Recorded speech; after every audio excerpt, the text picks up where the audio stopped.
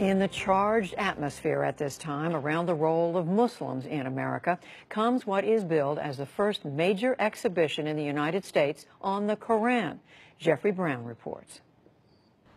This is one of the great highlights of the exhibition. It's a Quran from the early 14th century, from about 1330, signed by a great master called... Signed. Yeah. A holy book as a work of art. The Quran, sacred to some 1.6 billion Muslims around the world. A new exhibition at the Smithsonian Institution's Sackler Gallery in Washington, D.C. presents 68 of the most important and exquisite Qurans ever produced. Dating from the late 7th to early 17th centuries, they come from many parts of the Islamic world and are part of the collection of the Museum of Turkish and Islamic Arts in Istanbul. That's where Sackler chief curator Masime Farhad first saw them.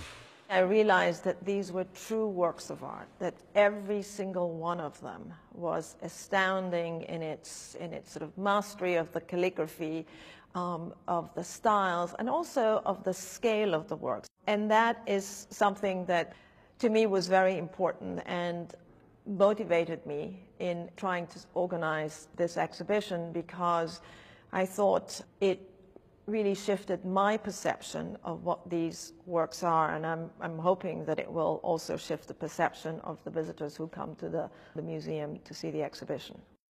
For Muslims, the Quran is a divine text, a series of revelations transmitted from the angel Gabriel to the prophet Muhammad between 610 and 632. It includes references to earlier figures, including Abraham, Moses, and Jesus. The term itself means recitation. The Quran stems from an oral tradition, but the text was written down and codified in a fixed form not long after the death of Muhammad. Maria Daycake teaches Islamic religious thought and history at George Mason University.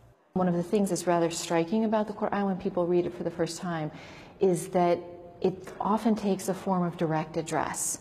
So it will say sometimes, "O you who believe."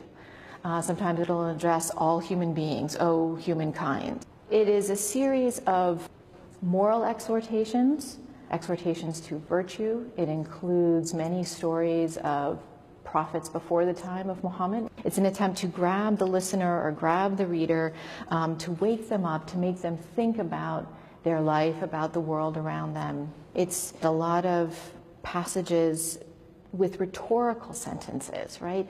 Did you not consider this? Didn't you think about this? How did you get here? This is looking good as well. The exhibition includes furniture, stands to hold manuscripts, and chests to store them. Many of these Qurans were originally commissioned and donated or collected by rulers. Early manuscripts on parchment feature plain ink and simple designs. Later artists and calligraphers developed ever more elaborate and ornate script, illumination, and geometric patterns, in light of Islam's prescription against figurative images, to make each manuscript a singular work. It's how they sort of use their individuality is really quite remarkable, and the greater master, the better they can sort of manipulate the style without breaking the rules, because you could not break the rules of a particular style of calligraphy, but you could sort of stretch them and sort of introduce your own sort of touch to a particular style or a particular type of writing. Some of these masters are well known to scholars, like the maker of this Quran, Abdullah Sarafi, who spent most of his life in Tabriz in northwestern Iran. What is remarkable about Abdullah Sarafi is the fact that he was able to write in more than one style of calligraphy, because usually most calligraphers specialized in one style and one particular size alone.